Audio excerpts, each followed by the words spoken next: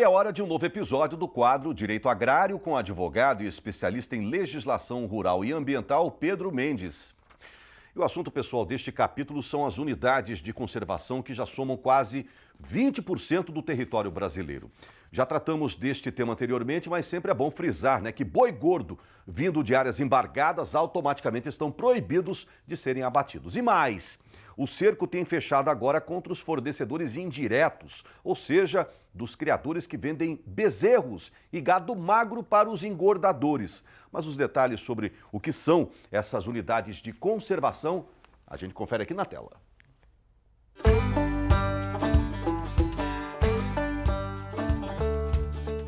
Saudações, bem-vindos a mais um Direito Agrário. Na edição passada, nós comentamos aí sobre uma novidade no Decreto Federal 6514 de 2008, que foi atualizado para incluir como infração ambiental a aquisição, transporte, intermediação de gado que é oriundo de áreas desmatadas irregularmente em unidades de conservação. E aí, naquela oportunidade, eu chamei a atenção a esse termo, unidade de conservação, e me comprometi a explicar o que são as unidades de conservação e quais as restrições territoriais que isso pode trazer.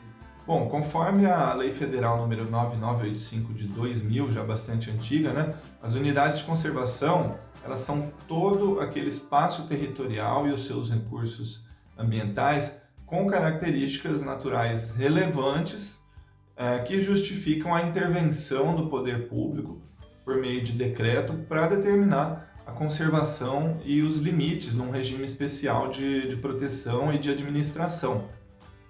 Bom, as unidades de conservação, que popularmente são conhecidas como parques, elas já representam mais de 18% do território brasileiro, que representa aí mais de 3 milhões de hectares. E as restrições das unidades de conservação dependem da categoria em que está inserida essa unidade de conservação, sendo que essa legislação que eu falei, ela divide as unidades de conservação em duas categorias, que são as unidades de conservação de proteção integral e as unidades de conservação de uso sustentável. Nas unidades de conservação de uso integral, de proteção integral, o nome já diz, por si só. O objetivo é preservar a natureza, sendo que é admitido apenas o uso indireto dos recursos naturais, com exceção dos casos previstos na lei.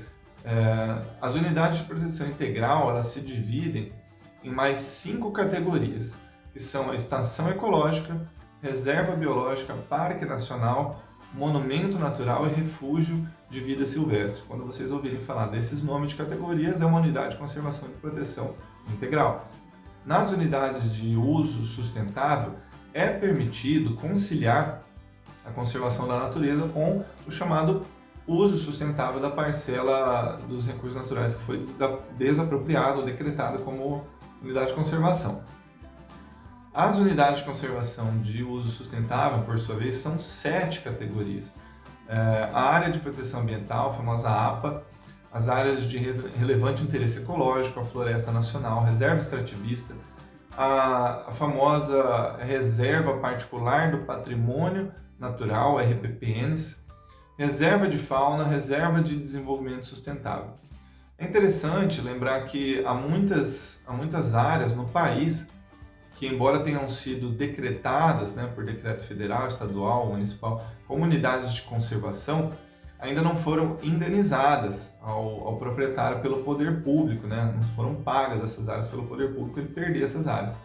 O que gera uma situação aí paradoxal, onde o proprietário não pode mais utilizar e nem transfere a área para o poder público porque ele ainda não foi pago por isso.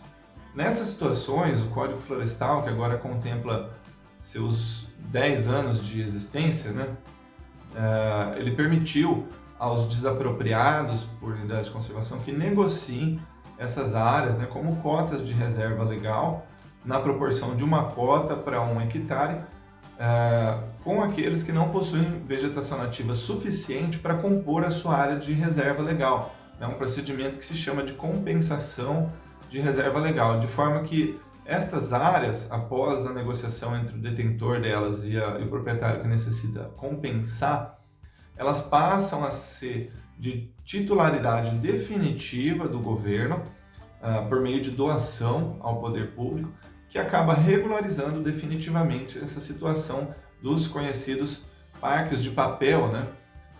E essa compensação está prevista no artigo 66 do Código Florestal.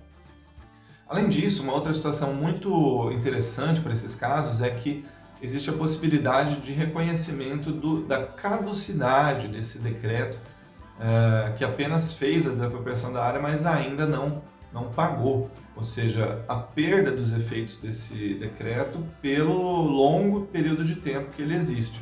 Isso porque essas situações elas são semelhantes às desapropriações por utilidade pública ou interesse social, que é regulamentada por um decreto ainda mais antigo, de 1941, decreto 3365.